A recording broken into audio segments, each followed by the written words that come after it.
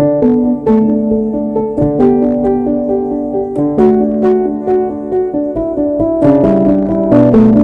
The lord, హల్లెలూయా. సమస్త మహిమ ప్రభు అయిన యేసుక్రీస్తునకే కలుగును గాక. ఆమేన్. ప్రార్థన. మహాపరిశుద్ధుడైన నా తండ్రి, నీకే స్తుతులు. ఈరోజు ఎవరైతే ఈ వాక్యాన్ని వీక్షిస్తున్నారో వారందరి జీవితంలో గొప్ప అద్భుతమైన కార్యాన్ని జరిగించమని, ఏమైతే వాక్యాన్ని వాళ్ళు వీక్షిస్తున్నారో, వింటున్నారో, ఆ రకముగా ప్రతి ఒక్కళ్ళు జీవించలాగా మీరే సహాయం చేయమని, వింటున్న ప్రతి ఒక్కరితో ముఖాముఖిగా సూటిగా బహు స్పష్టముగా మీరే వాళ్ళతో మాట్లాడి వాళ్ళ జీవితంలో గొప్ప కార్యాన్ని జరిగించమని, వాక్యం అంతటిలో మీరే తోడేయుండమని, ప్రతి ఒక్క చీకటి శక్తులను మీరే బంధించమని, నాశనం చేయమని అడుగుతూ, ఈ సమయమునందున ప్రతి ఒక్కరిని మీరే దీవించి ఆశ్రయించి నడిపించమని యేసుక్రీస్తు నామములో అడుగుచున్నాం మా తండ్రి, ఆమేన్. ఈ రోజున వాక్య ధ్యానం అంశం నిమిత్తమై యేసయ్య ఆశ ఒలీవ చెట్టులాగా ఉండాలి అని చెప్పి, ఈ రోజున వాక్య ధ్యానం నిమిత్తమై కీర్తన గ్రంథం 52వ అధ్యాయం 8వ వచనము. నేనైతే దేవుని మందిరంలో పచ్చని ఒలీవ చెట్టు వలె ఉన్నాను, నిత్యము దేవుని కృపయందు నమ్మిక ఉంచుచున్నాను. కీర్తనకారుడైన దావీదు యొక్క కీర్తన గ్రంథము 52వ అధ్యాయం 8వ వచనములో చెప్తున్న మాట ఏంటి అన్నట్లయితే, నేనైతే దేవుని కృపయందు పచ్చని ఒలీవ చెట్టు వలనే ఉంటున్నాను అని చెప్పి ఈ యొక్క భక్తుడు వివరించడము, రచించడము అనేది జరిగింది. ఈ రోజున దేవుని ఆశ వాక్యం వింటున్న నీ జీవితంలో, వాక్యమును వినటానికి ఇష్టపడుతున్న మీ యొక్క జీవితంలో, మరియు వాక్యము చెప్తున్న నా యొక్క జీవితంలో, క్రైస్తవులుగా పిలువబడుతున్న మన జీవితంలో, మరియు దేవుని రక్తములో కడగబడి పాపములన్నిటినీ క్షమింపబడిన ప్రతి ఒక్క నరుడి యొక్క జీవితంలో, ఆయన కుమారుడు, ఆయన కుమార్తె యొక్క జీవితంలో దేవుని యొక్క ఆశ ఒలీవ చెట్టు వలె ఉండాలి అని చెప్పి దేవుడు ఈ రోజున ఆశిస్తున్నాడు. ఎందుకు దేవుడు ఒలీవ చెట్టుకి అంత ప్రాముఖ్యతను ఇచ్చి ఉన్నాడు? దేవుడు అంజూరపు చెట్టుకి ఇవ్వచ్చు కదా, దేవుడు ద్రాక్ష చెట్టుకి ఇవ్వచ్చు కదా, దేవుడు దానిమ్మ చెట్టుకి ఇవ్వచ్చు కదా. మరి దేవుడు వీటన్నిటికీ అనేకమైనవి ఉంటుండగా దేవుడు వాటన్నిటికీ ప్రాముఖ్యం ఇవ్వకుండా కేవలము ఒక ఒలీవ చెట్టుకే ఎందుకు ఇచ్చి ఉన్నాడు? దానికి ఎందుకు అంత విలువ ఇచ్చి ఉన్నాడు? దానిలో ఉన్న గొప్పతనం ఏంటి? ఈరోజు క్లుప్తంగా మనము ధ్యానించుకుందాం. ఈ ఒలీవ చెట్టు దానికి మరణం అనేది లేదు. అది ఎన్ని సంవత్సరాలు బ్రతుకుతుంది అంటే దేవుని ఉచితమైన కృపను బట్టి మనకి కనబడుతుంది. గూగుల్లో రీసెర్చ్ చేసినట్లయితే 4000 నుంచి 5000 ఇయర్స్ వరకు అది బ్రతకడం జరుగుతుంది. మరి కొంతమంది కామెంటరేటర్స్ రాస్తున్న ప్రకారము, వ్యాఖ్యానికులు వివరిస్తున్న ప్రకారం ఏంటి అన్నట్లయితే, దానికి అసలు మరణం అనేది లేదు అంట. అది మరణించదు. అది జీవించినంత కాలము ఫలిస్తూనే ఉంటుంది, ఉపయోగకరంగానే ఉంటుంది, దీవెనకరంగానే ఉంటుంది, ఆశీర్వాదకరంగానే ఉంటుంది, జయకరంగానే ఉంటుంది. ఆ యొక్క ఒలీవ చెట్టులో ఉన్న గొప్పతనము, అది ప్రతి నిత్యము అభివృద్ధి చెందుతుందంట. ప్రతి దినము కొత్తదనాన్ని దాంట్లో నుంచి అది తయారు చేసుకుంటూ ఉంటుందంట.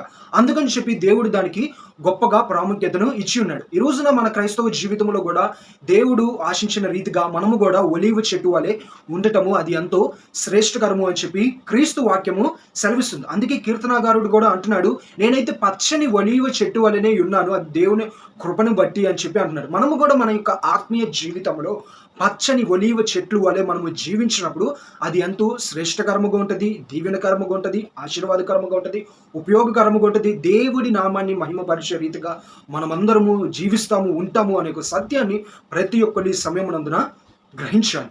ఈ ఒలీవ చెట్టు దాదాపు 4000 సంవత్సరాల నుండి 5000 సంవత్సరాల వరకు బ్రతుకుతుంది అని చెప్తున్నారు.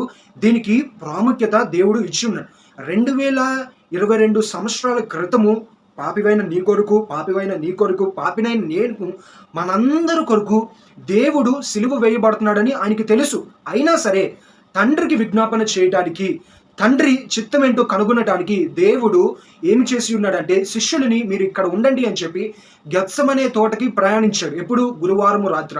ఈ గురువారము రాత్ర గెత్సమనే తోటలోకి ప్రయాణము చేసి దేవుడు బండని చూసుకొని ఆ ఒక్క బండ దగ్గరికి వెళ్ళి క్రీస్తు వారు ఏం చేసి ఉన్నారంటే మోకరించి ప్రార్థన చేస్తున్నారు. ఆ బండకి ఆనుకున్న యొక్క చెట్టే ఒలీవ చెట్టు. దేవుడు ఒలీవ చెట్టు కింద ప్రార్థనలు చేయటానికి, ప్రార్థనలో గడపడానికి దేవుడు ఇష్టపడి ఉన్నారు. ఈ రోజున మనం చూసుకున్నట్లయితే ఇజ్రాయేల్ దేశానికి మనము వెళ్ళి ఈ రోజు కూడా చూసుకున్నట్లయితే, ఏ రోజైతే 2022 సంవత్సరాల క్రితం క్రీస్తు గెత్సమనే తోటలో ఒక బండ మీద మోకరించి ప్రార్థన చేసి ఉన్నారో ఆ బండ దగ్గర ఉన్న ఒలీవ చెట్టున ఈ రోజు కూడా ఇజ్రాయెల్ ప్రదేశంలో ఉండటం అనేది జరిగి ఉన్నది. అది అంత గొప్పగా ఉండటం అనేది జరిగింది. దానికి మరణము లేదు, దానికి ఏమీ లేదు. అది నిత్యము అభివృద్ధి పరిస్థితి, ఉపయోగకరముగా ఉంటుంది, దీవెనకరముగా, ఆశీర్వాదకరముగా ఉంటుంది. అయితే కీర్తనకారుడైన దావీదు చెప్తున్న రీతిగా కూడా మాట ఇదే, నేనైతే పచ్చని ఒలీవ చెట్లు వలె ఉంటున్నాను అని చెప్పి ఈ రోజున క్రైస్తవులమైన మనము, దేవుని కుమారుడు కుమార్తెగా పిలువబడుతున్న మనము కూడా ఒలీవ చెట్టు వలె ఉండటం అది ఎంతో శ్రేష్టకరము అని చెప్పి దేవుడు ఆశపడుతున్నాడు. కాబట్టి ఆశపడిన రీతిగా మనమందరము జీవించడం అది ఎంతో ఉపయోగం. ఈ ఒలీవ చెట్టు దాని యొక్క ప్రాముఖ్యతలు ఏంటి, అది ఎందుకని ఎంచబడి ఉన్నది శ్రేష్టకరముగా, ప్రతి ఒక్కటి మనము ఈ సమయమునందున ధ్యానించుకుందాం. దేవుడు పిల్లలని ఆస్వాదించేటప్పుడు కానీ, పిల్లలని చూచినప్పుడు కానీ, పిల్లలతో మాట్లాడటము కానీ, అది ఏ విషయం నిమిత్తమైనా సరే దేవుడు పిల్లలని, అంటే పెద్దవాళ్ళని దేవుడు దీవించడా, ముసలి వాళ్ళని దేవుడు దీవించడా, నూనో దేవుడు అందరినీ దీవిస్తాడు సమానముగానే. పిల్లలు ఆయనకి ఇష్టము కాబట్టి దేవుడు పిల్లలని ఏ రీతిగా దీవిస్తాడు అంటే, కీర్తనల గ్రంథము 128 అధ్యాయము 3వ వచనము ప్రకారము దేవుడు ప్రతి ఒక్క కుమారుడిని కుమార్తెని ఇద్దరిని దీవిస్తాడు. ఈ యొక్క వాగ్దానము ప్రతి ఒక్క క్రైస్తవ జీవితంలో నెరవేర్చాలి, ప్రతి ఒక్క కుటుంబంలో నెరవేర్చబడాలని దేవుని యొక్క ఆశ. ఆ రీతిగానే దేవుడు ఈ వాగ్దానాన్ని మనకి అందిస్తున్నాడు. నీ లోగిట నీ భార్య ఫలించు ద్రాక్షవల్లి వలె ఉండును, నీ భోజనపు బల్ల చుట్టూ నీ పిల్లలు ఒలీవ మొక్కల వలె నుందురు. నీ భోజనపు బల్ల చుట్టూతున నీ పిల్లలు ఒలీవ మొక్కల వలె ఉంటారు అని చెప్పి దేవుడు ఆ ఒలీవ చెట్టుకి అంత ప్రాముఖ్యతని ఇచ్చి ఉన్నాడు. అదే రీతిగా దాని వలె ప్రతి ఒక్క బిడ్డలు ఉండాలి అని చెప్పి దేవుడు ఆశపడుతున్నాడు. ఆశపడిన రీతిగా మనమందరము జీవించటము అదెంతో శ్రేష్టకరము అని చెప్పి ఈ దినమున అందరూ ప్రతి ఒక్కరు గ్రహించండి. ఈ యొక్క ఒలీవ చెట్టు గురించి దేవుడు అనేకమైన పర్యాయములలో పరిశుద్ధ గ్రంథములో లిఖించబడటము అనేది జరిగి ఉన్నది. మనం చూసుకున్నట్లయితే లేవ్య కాండము 24వ అధ్యాయము 2వ వచనములో మనకి స్పష్టంగా కనబడుతున్న మాట ఏంటి అన్నట్లయితే, దీపము నిత్యము వెలుగుచుండునట్లు ప్రతి దీపము కొరకు దంచి తీసిన అచ్చమైన ఒలీవ నూనెను తీవలనని ఇశ్రాయేలీయులకు ఆజ్ఞాపించుము. దేవుడు చెప్తున్న మాట ఏంటి అన్నట్లయితే, ఇక్కడ దేవుడు ఒక భక్తుడికి చెప్తున్నాడు మరియు ఇజ్రాయేలీలు ప్రజలకి ఒక వివరిస్తున్న క్లుప్తమైన మాట మనకి ఇక్కడ కనబడుతుంది. ఏంటి అన్నట్లయితే, ఆ దినములలో దేవుడు ప్రత్యక్ష గుడారం ఉంది కదా, ట్రాబినాకిల్స్. ఆ ట్రాబినాకిల్స్ లో మనం ఏం చేయాలంటే, ఆ ట్రాబినాకిల్స్ లో వెళ్ళేటప్పుడు 3 విభాగాలుగా ఉంటాయి. కాబట్టి ఈ యొక్క దీపవృక్షము అనేది ఉంటుంది, మెనోరహ అని చెప్పి ఉంటుంది. ఈ దీపవృక్షము దీపస్తంభము ఉంటుంది. ఆ దీపస్తంభానికి 7 ఉంటాయి.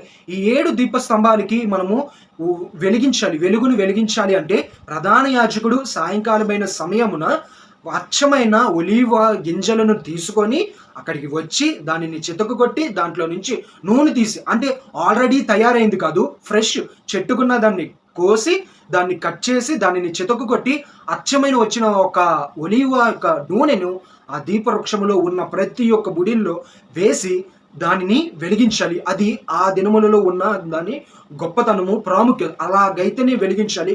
మరి ఎటువంటి నూనెతో, మరి ఎటువంటి ఆయిల్తో వాడకూడదు. అది ప్రధాన యాజకుడు అని చెప్పి ఇజ్రాయేలీలకు దేవుడిచ్చిన ఆజ్ఞ. కాబట్టి అంతగా దేవుడు ఈ ఒలీవ యొక్క నూనెకి, ప్రజలకి, భక్తులకి మరియు ఈ యొక్క దీపవృక్షమునకు అన్నిటికీ దేవుడు ప్రాముఖ్యతనిస్తున్నారు. అదే రీతిగా పిల్లల్ని దీవించేటప్పుడు వాగ్దానాలలో అన్నిటి గురించి దేవుడు చేస్తున్నారు. మరొక లేఖనంలో మనం చూసుకున్నట్లయితే దేవుడు చెప్తున్న మాటలు ఏంటి అన్నట్లయితే, ద్వితీయోపదేశ కాండము 8వ అధ్యాయం 8వ వచనంలో స్పష్టంగా కనపడుతున్న ఒక మాట మనం చూసుకున్నట్లయితే, అది గోధుమలు, యావాలు, ద్రాక్ష చెట్లు, అంజూరపు చెట్లు, దానిమ్మ పండ్లను గల దేశము, ఒలీవ నూనెయు తేనెయు గల దేశము. ఇక్కడ ఈ మాట వాడటానికి గల కారణము ఏంటి అన్నట్లయితే, ఇజ్రాయేలీలు ప్రజలు 40 సంవత్సరములు, అంటే వాళ్ళొక దీవెన గుండా వెళ్ళేటప్పుడు, ఆశీర్వాదము గుండా వెళ్ళేటప్పుడు, ఒక ఉన్నతమైన స్థానంలోకి వెళ్ళే మునుపు మోషేతో ప్రయాణించినంత కాలము మాకేంటి బ్రతుకు, ఎందుకని మమ్మల్ని ఇలా హింసిస్తున్నాడు, అసలు దేవుడు అనేవాడు ఉన్నాడా అని చెప్పి అనేక మంది యొక్క ప్రజలు అనుకుని ఉన్నారు, కష్టపడ్డారు, శ్రమించారు. 40 సంవత్సరాలు అండి, 40 దినములు లేదంటే 400 దినములు కాదండి, 40 years, 40 సంవత్సరాలు అరణ్యంలో ప్రయాణం చేస్తూనే పిల్లలు పుడుతున్నారు, చేస్తున్నారు, పెద్దోళ్ళు అవుతున్నారు, చేస్తున్నారు. అలాగా వాళ్ళకున్న సమస్త సామగ్రిని తీసుకున్న 40 సంవత్సరాలు అరణ్యంలో వాళ్ళు అలాగ ప్రయాణం చేస్తూ కరువులో, ఖడ్గములో అన్నిటిలో ఉంటుంటే ఈ యొక్క మోషే భక్తుడు బయలుపరిచి దేవుడిచ్చిన వాగ్దానము ఏంటి అన్నట్లయితే, అది గోధుమలు యావాలు ద్రాక్ష చెట్లు అంజూరపు చెట్లు అది గోధుమలు చెట్లు, ద్రాక్ష చెట్లు, అంజూరపు చెట్లు గల దేశము మరియు దానిమ్మ పండ్లు గల దేశము, ఒలీవ నూనెయు తేనెయు గల దేశము. ఒలీవ నూనెయు గల దేశము అంటున్నారు. ఎందుకని దేవుడు ఈ యొక్క మాట పలికి ఉన్నాడంటే, ముందు పలికిన ఆ యొక్క చెట్టులు అన్ని, ద్రాక్ష చెట్టులు మరి ఏ చెట్టులు అన్నిటి కొన్ని విషయాలు అన్నిటినీ మంచివి. ఒక సందర్భంలో మనం చూసుకున్నట్లయితే ఈ ముందు చెప్పిన అన్ని మంచియే మరియు ఈ యొక్క ఒలివ చెట్లు మంచివి. ఇంకొక సందర్భంలో ఇంకొక కోణంలో మనము చూసుకున్నట్లయితే కొన్ని విషయాల్లో ఆ ద్రాక్ష చెట్టు లేదంటే ఆ అంజూరపు చెట్టు మరి కొంత విషయాల నిమిత్తం ఆ యొక్క చెట్లు, ఆ యొక్క దేశము గల చెట్లు ఈ అన్నిటిని పక్కన పెడితే ఈ ఒలివ చెట్టు ఎంతో ప్రాముఖ్యమైనది. అంటే దేవుడు ఈ యొక్క ప్రజలకి బయలుపరుస్తున్న ఒక మాట ఏంటి అన్నట్లయితే, ఒలివ చెట్టు అనగా అర్థం ఏంటంటే అది నమ్మకత్వానికి గుర్తు మరియు అది అన్నిటి విషయాల నిమిత్తమే వర్ధిల్లబడిన దేవునిచి ఎన్నుకున్నబడిన చెట్టు కాబట్టి దేవుడు చెప్తున్నాడు, మీకు విజయము మీ ముందు ఉంది, విజయములోనికి వెళ్తున్నా. అంటే ఒలీవ చెట్టు వంటి విజయము గలది, ఆ విజయము గలది ఆ పలానా దేశంలో ఉంది. అంటే వీళ్ళు 40 సంవత్సరాల అరణ్యము మార్గము గుండా ప్రయాణము చేస్తున్నప్పుడు దేవుడు వారికి ప్రత్యక్షమై ఒక మోషే భక్తుడి ద్వారా వారికి అందిస్తున్నప్పుడు రాసిన యొక్క గ్రంథములో ఉన్న ఈ యొక్క వచనము దేవుడు చెప్తున్నాడు, మీరు విజయవంతములోనికి ప్రయాణము చేస్తున్నారు అని ఒక మాటకి అర్థం. ఈ ఆలివ్ ట్రీ, ఈ యొక్క ఒలివ్ చెట్టు దేనిని రిప్రజెంట్ చేస్తుందంటే, olive tree represents promises and covenant for the Israel people. ఈ యొక్క ఒలివ్ చెట్టు దేనికి సాదృశ్యముగా ఉంది, దేనికి కంపారిజన్గా ఉంది, దేనికి సరితూగుతుంది అన్నట్లయితే దేవుడు చెప్తున్నాడు ప్రామిసెస్ అండ్ రెండవదిగా కవెనెంట్. దేవుడు మొదటిగా చెప్తున్నాడు వాగ్దానాలకి దేవుడు ఇస్తున్నాడు. ఈ యొక్క వాగ్దానాలు అనగా ఎవరైతే స్వతంత్రించుకుంటారంటే ఇజ్రాయెల్ ప్రజలు. దేవుడు అదే చెప్తున్నాడు, ఇజ్రాయెల్ ప్రజలకి ఇది సాదృశ్యముగా ఉంది. అంటే దేవుడు ఒక ఆశ, ఈ ఒలీవ చెట్టు ఎలాగైతే ఉంటుందో, ఎటువంటిగా ఫలిస్తుందో అట్టి రీతిగానే మీరు ఫలించాలి, మీరు అభివృద్ధి చెందాలి, మీరు అలా ఉండాలి అని దేవుని యొక్క ఆశ. మరి ఇప్పుడు వరకు దేవుని ఉచితమైన కృపను బట్టి ఒలీవ చెట్టు గురించి ఆ యొక్క లేఖనాల నుండి అన్నిటి గురించి ధ్యానించుకున్నాం. ఈ ఒలీవ చెట్టును దేవుడు ఎన్నుకొనబడిన తగిన చెట్టుగా ఈ యొక్క ఒలీవ చెట్టు ఉంటుంది.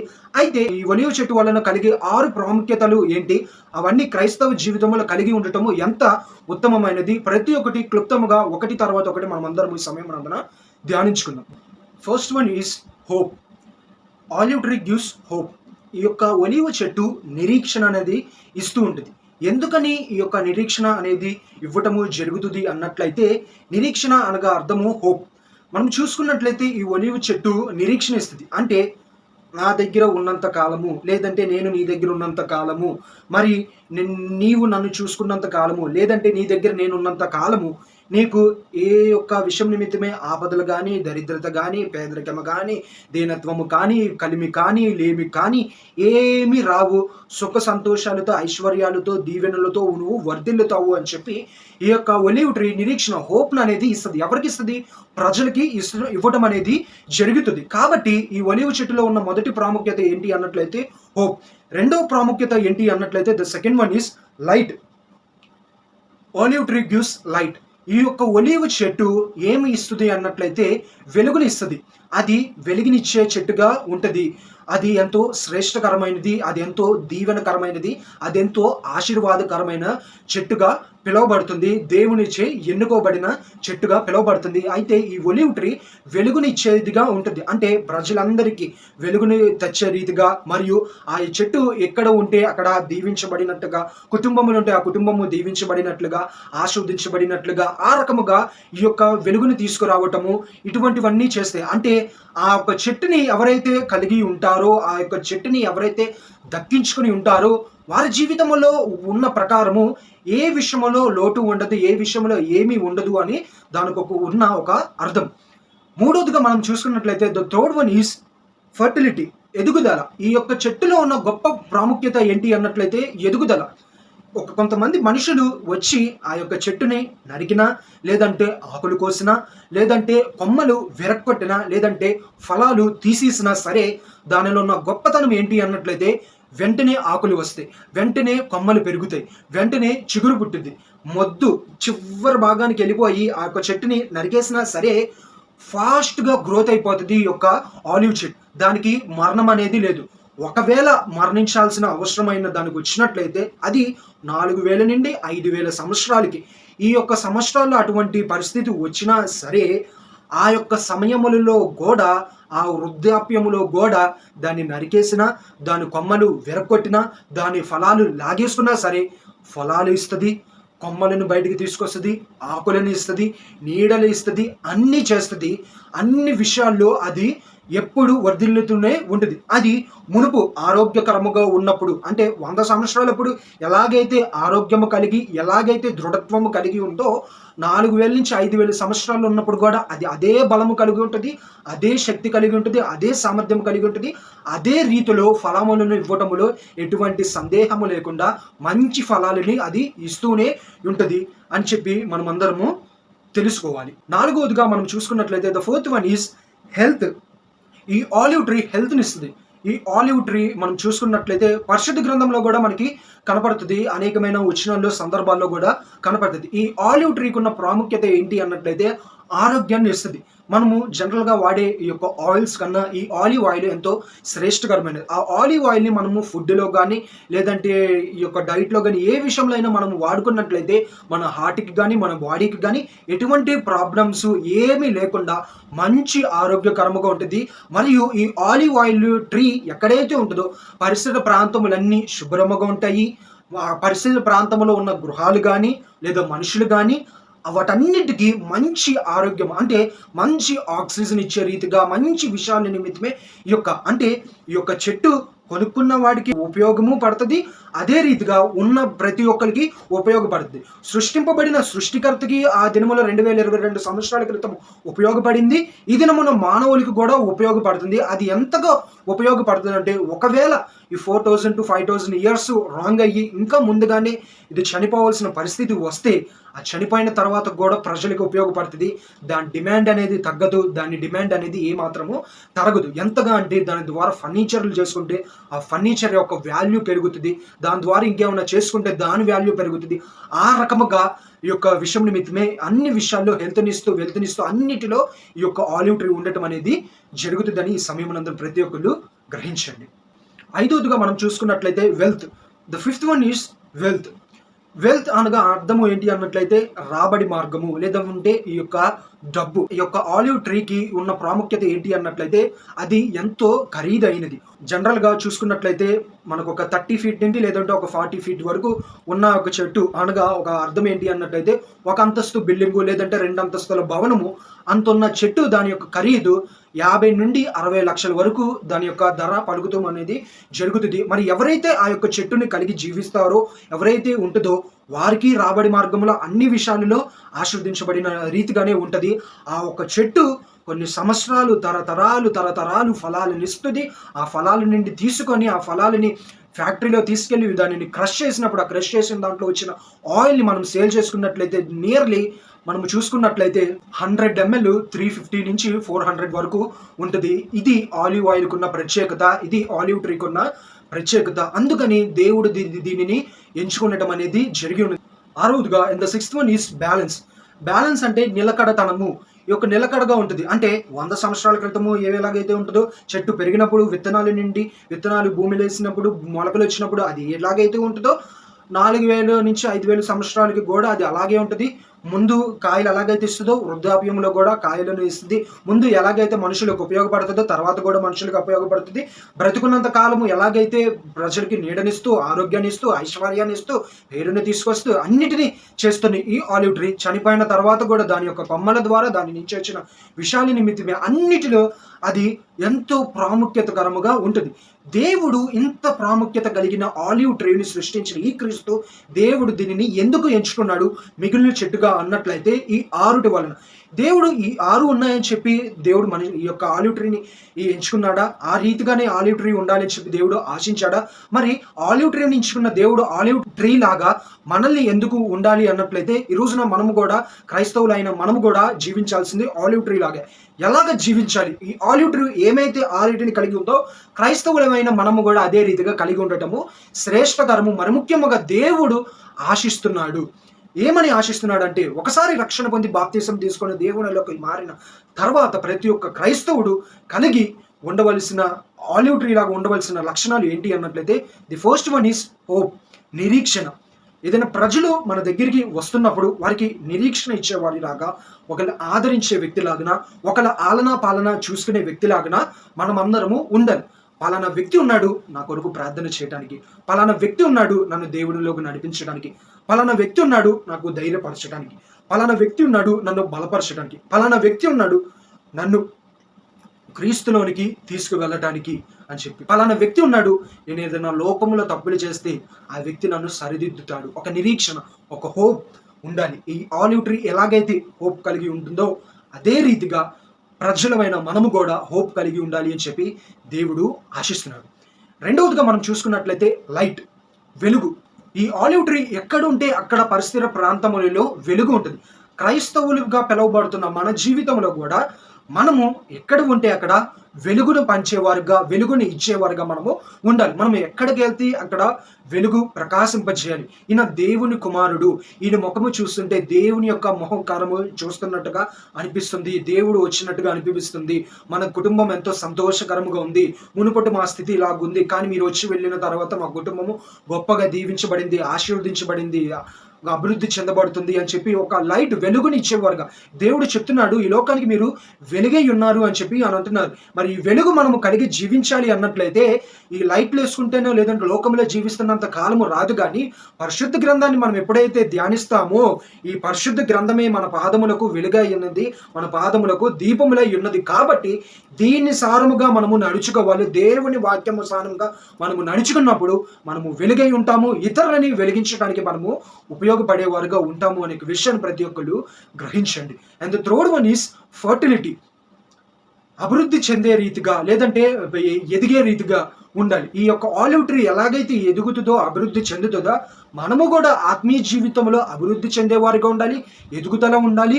క్రీస్తు కొరకు అనేక మందిని ఎదిగించేవారుగా, అభివృద్ధిలోనికి నడిపించేవారుగా ఉండాలి అని చెప్పి దేవుడు ఆశపడుతుండగా, ఈరోజు ఎవరైనా లోకములో జీవిస్తున్నారా, పాపంలో జీవిస్తున్నారా, మోసములో జీవిస్తున్నారా, అన్యాయములో జీవిస్తున్నారా, అక్రమంలో జీవిస్తున్నారా, దేవుడు నిజమైన దేవుడు యేసుక్రీస్తు అని తెలుసు కూడా రక్షణని నిర్లక్ష్యం చేస్తూ లోకానుసారంగా జీవిస్తున్నట్లయితే వారి దగ్గరికి వెళ్ళి మనము చేయాల్సిన పని వాళ్ళని కూడా దేవునిలోకి మనము నడిపించడం, అది మన బాధ్యత, దేవుని యొక్క ఆశ అనే విషయాన్ని ప్రతి ఒక్కళ్ళు ఈ సమయమునందున గ్రహించండి. And the fourth one is health, ఆరోగ్యము.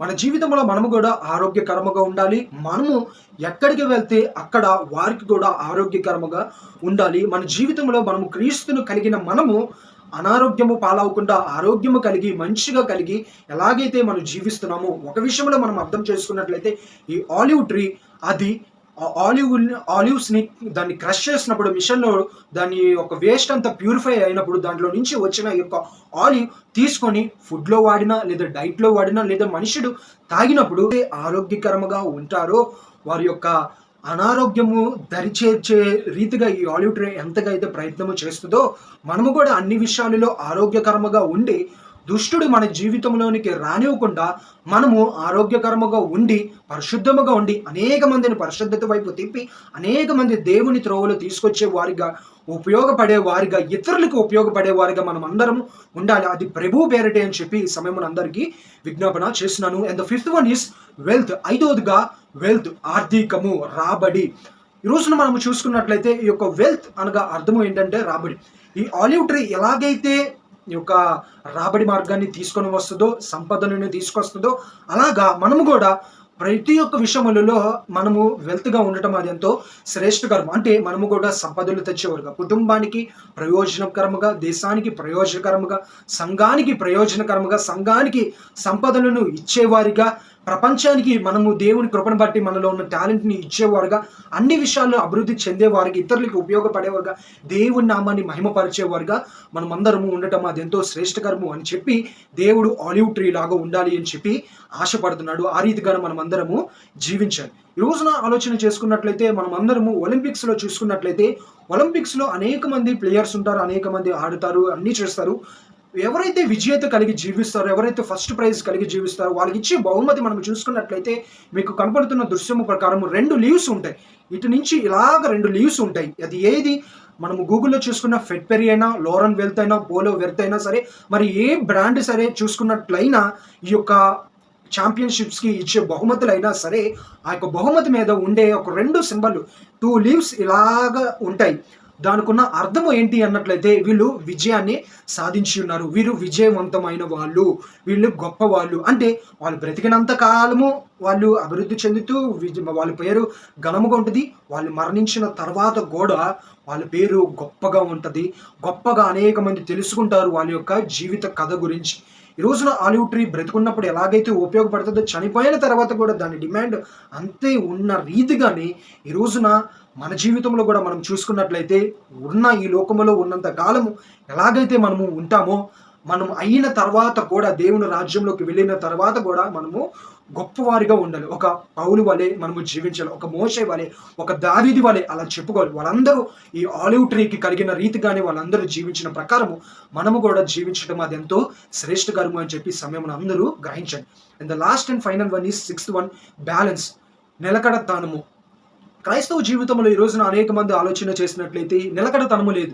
రక్షణ పొందిన తర్వాత, బాప్తిసం తీసుకున్న తర్వాత తప్పులు చేయటము, పాపాలు చేయటము సహజంగా ప్రతి ఒక్కరు ఏంటి అన్నట్లయితే కామన్ అండి. లోకము చేస్తుంది కదా, మనము కూడా చేస్తున్నాము. మా కుటుంబ సభ్యులు చేశారు కదా, నేను కూడా చేస్తున్నాను. వాళ్ళు అలా చేశారు కదా, నేను ఇలాగ చేశానండి. పలానా క్రైస్తవుడు దేవుని సంఘానికి వెళ్తాడు, దేవుణ్ణి ఆరాధిస్తాడండి.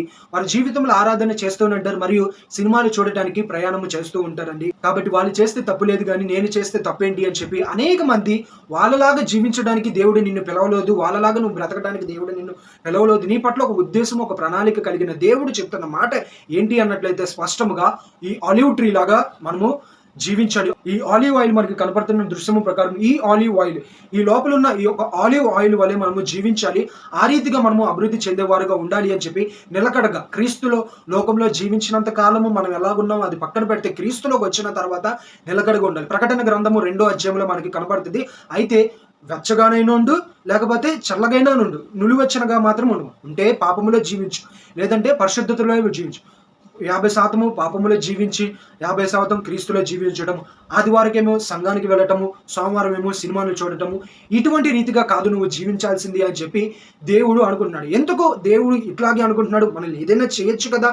దేవుడు ఎవరికి లేని స్వతంత్ర భాగ్యాన్ని దేవుడు మనందరికీ ఇచ్చేయటము వలన ఈ రోజున అనేక మంది పాపానికి లోనైపోవడం అనేది జరిగింది. మరి వీటి నుండి విడిపించబడాలి, బ్యాలెన్సింగ్ లైఫ్ చేయాలన్నా, హోప్ కలిగి జీవించాలన్నా, ఫర్టిలిటీ కలిగి జీవించాలన్నా, హెల్త్ కలగాలన్నా, వెల్త్ కలగాలన్నా, ఇతరులకు ఉపయోగకరాలన్నా, దేశానికి దేవుడికి దీవెనకరంగా ఆశీర్వాదకరంగా ఉండాలన్నా దేవుడు వాక్యం మీద ఆధారపడాలి. పరిశుద్ధ గ్రంథాన్ని ధ్యానించి జీవితంలో మనము ముందుకెళ్ళటం అది ఎంతో శ్రేష్టకరము అని చెప్పి ఈ సమయమున వాక్యం వింటున్న అందరికీ, మీ అందరికీ విజ్ఞాపన చేస్తున్నాను. దేవుడు మన జీవితాన్ని ఎలాగ కంపేర్ చేస్తున్నాడంటే ఆలివ్ ట్రీతో దేవుడు కంపేర్ చేస్తున్నాడు. ఆ రోజున ఇజ్రాయేల్ ప్రజలతో మరియు ఒక దావీదు భక్తులతో అందరితో చేసిన రీతిగానే ఈ రోజున మనము కూడా ఈ యొక్క ఆలివ్ ట్రీ వలె ఉండాలి అని చెప్పి దేవుడు ఆశపడుతున్నాడు. మనం చూసుకున్నట్లయితే ఎలాగ ఆ దేవుడు ఆశిస్తున్నాడు అన్నట్లయితే యెషయా గ్రంథము 61వ అధ్యాయము మొదటి 6 వచనాలు, 1 నుండి 6 వచనాలు ధ్యానించుకున్నట్లయితే ఈ రకంగా ఉండాలి అని చెప్పి దేవుడు ఆశపడుతున్నాడు. ఈ రోజున మనము క్లుప్తంగా మనము ధ్యానించుకున్న రీతిగానే మనమందరము ఈ ఆలివ్ ట్రీ వలె జీవించాలి, ఈ ఆలివ్ ఆయిల్ వలె జీవించాలి. అది శ్రేష్టకరమైనది, విలువైనది, ఉత్తమమైనది, రమ్యమైనది. ఆ దీప స్తంభములో ఎలాగైతే ఆలివ్ ఆయిల్ని పోసి ఆ జ్యోతులని వెలిగించారో ఈరోజు మన జీవితంలో కూడా మనము వెలిగించబడాలి, దీవించబడాలి, ఆస్వాదించబడాలి అంటే ఈ ఆలివ్ ట్రీ, ఈ ఆలివ్ ఆయిల్లోనే ఉండాలి అని చెప్పి దేవుడు ఆశిస్తున్న రీతిగానే మనమందరము ఆ రకంగా జీవిద్దాము, దేవుని నామాన్ని మహిమపరుద్దాము అని చెప్పి ఈ రోజున ప్రతి ఒక్కరికి తెలియపరుస్తున్నాను. మొదటి రాజుల గ్రంథము 17వ అధ్యాయము 12వ వచనము తెలుగులో మరియు ఇంగ్లీష్లో ధ్యానించుకుందాం. అందుకనే నీ దేవుడని యెహోవా జీవము తోడు తొట్టిలో పట్టెడు పిండియు బుడ్డిలో కొంచెము నూనెయు నా యొద్దనున్నవే గాని అప్పం ఒకటైనను లేదు. మేము చావక ముందు నేను ఇంటికి పోయి వాటిని నాకును నా బిడ్డకును సిద్ధము చేసుకొనవలెనని కొన్ని పుల్లలు ఏరుటకే వచ్చితినా నేను.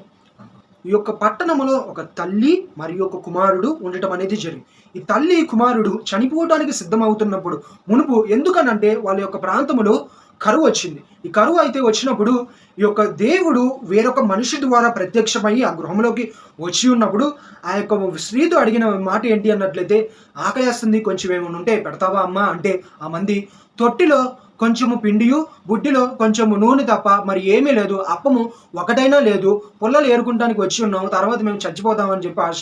ఎందుకు అన్నట్లయితే కరువు ఎప్పుడు బాగుపడుతుంది తెలియదు, పరిస్థితులు ఎప్పుడు మారుతాయి తెలియదు, ఎప్పుడు దీవించబడతాయి తెలియదు, కరువు ఎప్పుడు పోయింది తెలియదు, ప్రజలు ఎవరైనా చూస్తారా తెలియదు.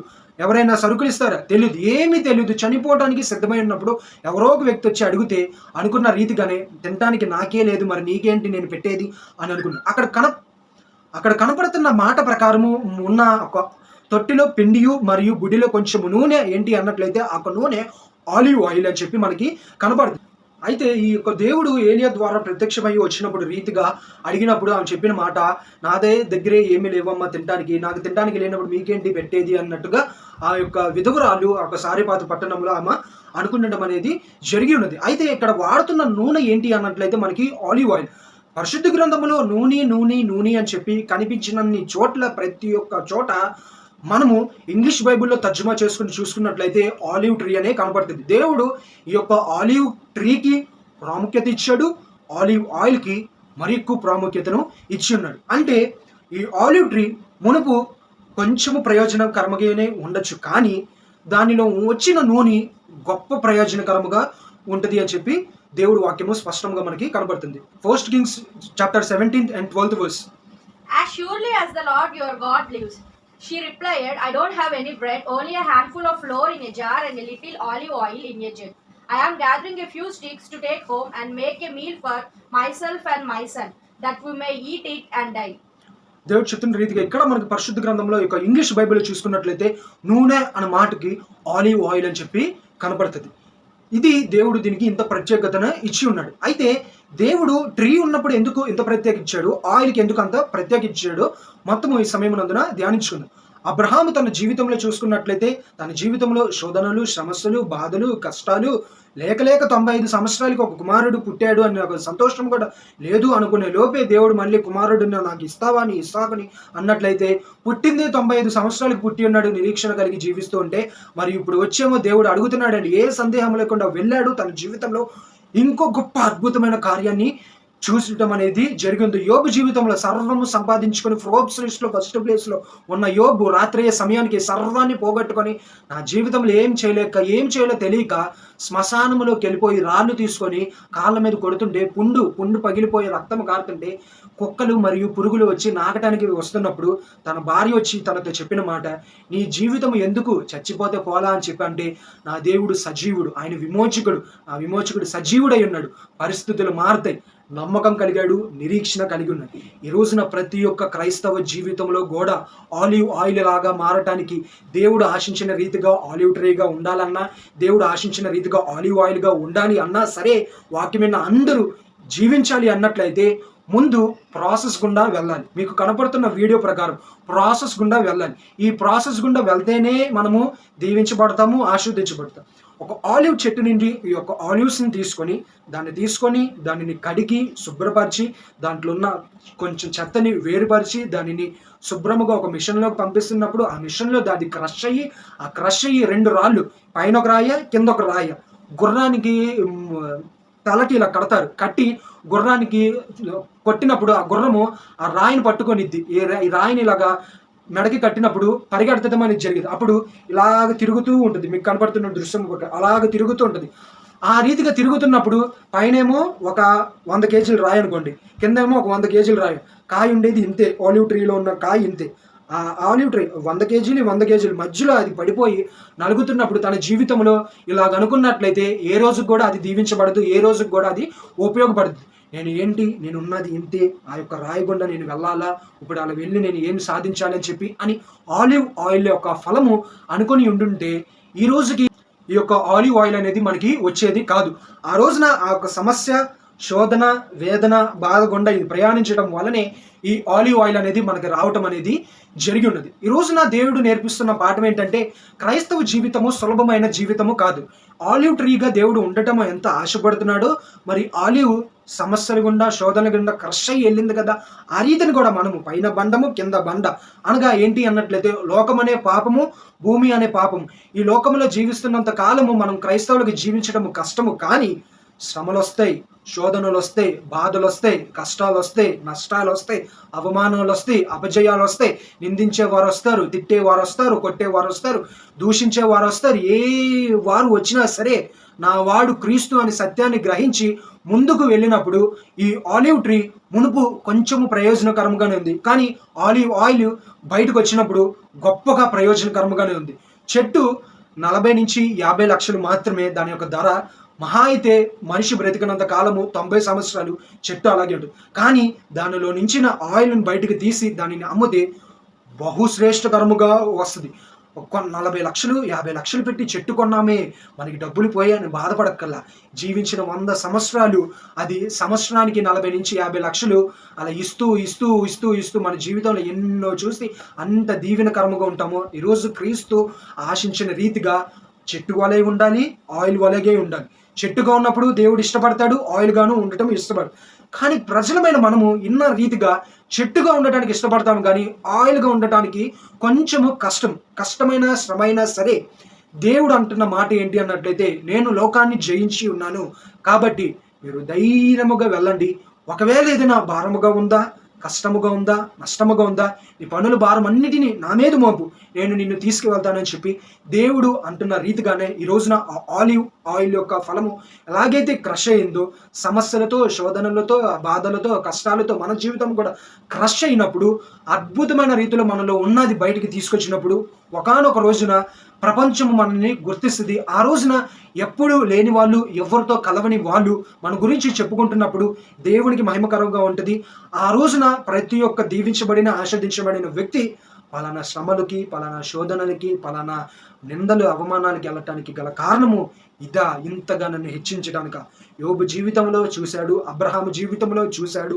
యోసేపు 11 మంది అన్నలు దుర్మార్గులయ్యి 12వ వాడిని గుంటలో పడేసినప్పుడు బాధపడ్డాడు, కష్టపడ్డాడు, శ్రమించాడు బయటికి రావడానికి. ఏమి చేసినా కుదరలేదు, కానీ దీవించబడ్డాడు. 1 సంవత్సరంలో ప్రధానమంత్రిగా ఉన్నాడు. ఆ అన్నలకి లేని భాగ్యాన్ని దేవుడు యోసేపుకి ఇచ్చి ఉన్నాడు.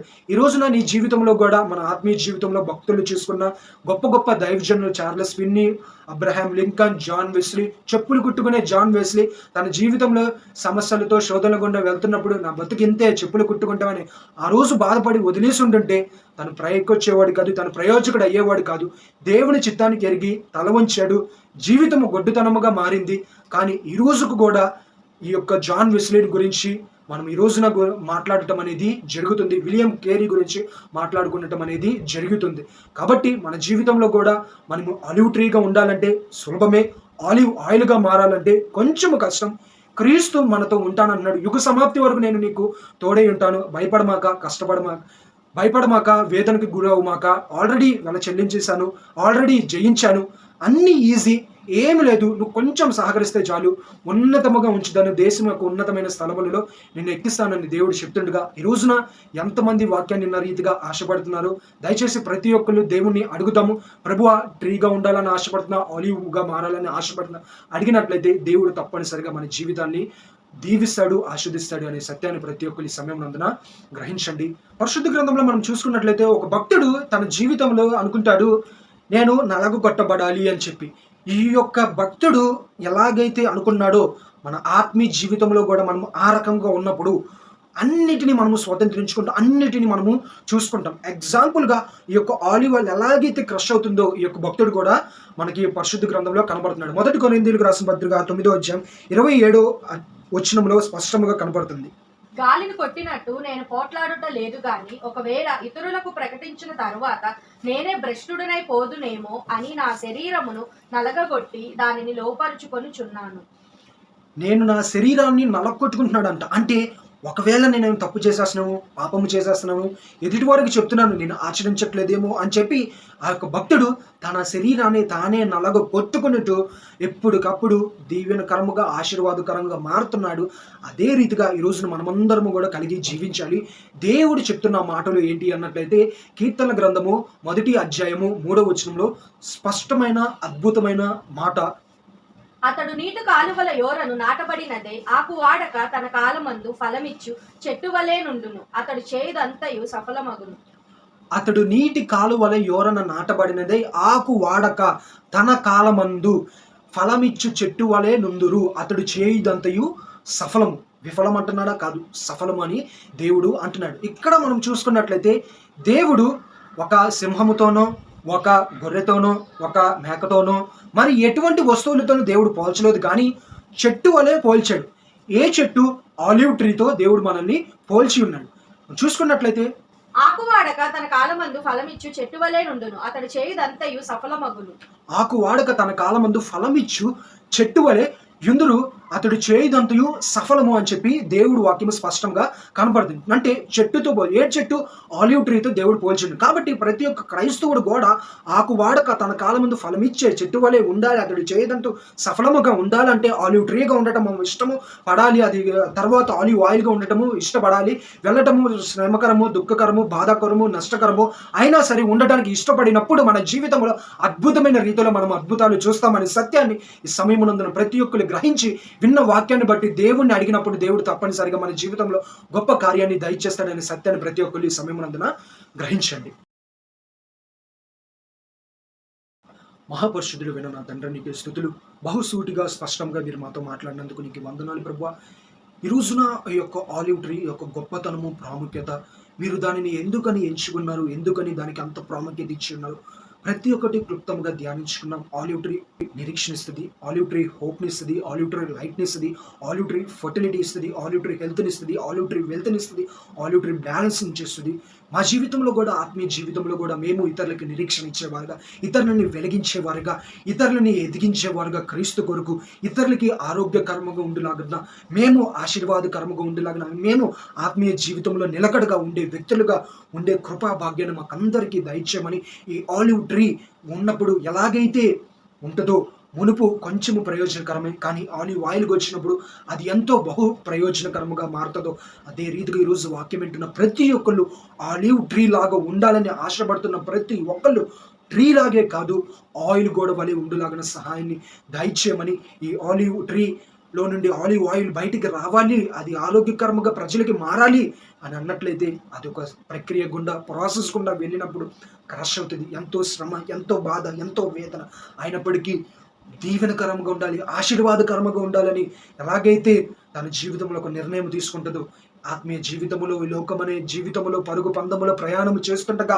క్రీస్తు కొరకు మంచిగా పేరు గడించాలి, కుటుంబం కొరకు మంచి పేరు గడించాలి అని చెప్పి మేము ఆశపడుతున్న రీతిగానే మా జీవితంలో శ్రమలు వస్తున్నప్పుడు, సమస్యలు వస్తున్నప్పుడు, బాధలు వస్తున్నప్పుడు, కష్టాలు వస్తున్నప్పుడు, నష్టాలు వస్తున్నప్పుడు, వాటన్నిటి విషయం నిమిత్తమే ఏమి కూడా ప్రభువా మేము వెనుక అంచు వేయకుండా, వెనుక తిరగకుండా అద్భుతమైన రీతిలో తల వంచి నీ చిత్తానికి ముందుకు అడుగు వేసి, ఒక జాన్ వెస్లీ, ఒక విలియం కేరీ, ఒక అబ్రహాం లింకన్, ఒక దావీదు, ఒక మోషే, ఒక పౌలు, ఎలాగైతే ఒనేసి, వీరందరూ ఎలాగైతే దీవించబడ్డారు, ఆస్వాదించబడ్డారు, ఒక యోబు ఎలాగైతే ఆస్వాదించబడ్డారు, మా జీవితంలో కూడా మేము అలా దీవించి ఆస్వాదించబడే కృపా భాగ్యాన్ని మాకు అందరికీ దయచేయమని, వాక్యమైన అందరి కుటుంబాల్లో గొప్ప అద్భుతమైన కార్యాన్ని జరిగించమని, అన్ని విషయాల్లో కూడా ప్రభువా మీరే వాళ్ళని దీవించి ఆస్వాదించి వాళ్ళ అవసరతలన్నిటిని తీర్చి గొప్ప కార్యాన్ని జరిగించమని యేసుక్రీస్తు నామములో అడుగుచున్నాను మా తండ్రి, ఆమేన్.